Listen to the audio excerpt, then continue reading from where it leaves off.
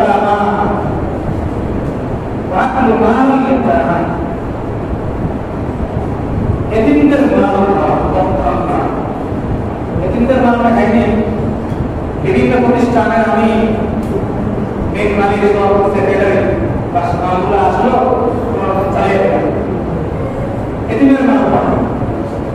এটা কিন্তু বড় কিসের কাজ শুধু গুনাহের কাজ না এটা আল্লাহর কাছে দোয়া করতে হবে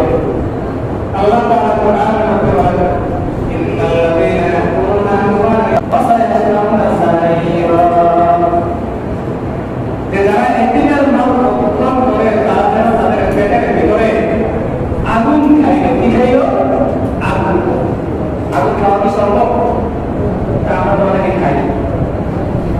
অনেকেই বক্ষণ করে এতিমের মাল কথার কথা আমি অনেক বড় লোক আমার ভাই মারা গেছে আমার ভাইয়ের ঘরে 3টা সন্তান আছে ছোট ছোট সন্তান আমি কোনো রকমে চাইতে কলমের খোলায় তাদের সংসার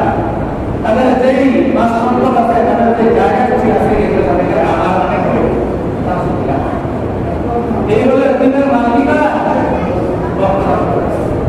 আমরা অনেকেই এটাকে জায়গা মনে করি অনেকে আমাদের দিকে সমস্যা কি কলমের কোথায় কি করলাম মালটা খেয়ে বললাম তার জায়গায় ঢুকেতে নিয়ে গেলাম এটার কারণ আমার কাছে কি করতে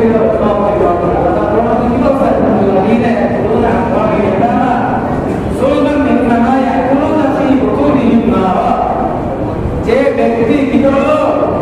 এতিমের মাল গ্রহণ করলো সে যেন তার পেটের ভিতরে কি বকুনি আগুন কি করলো খায়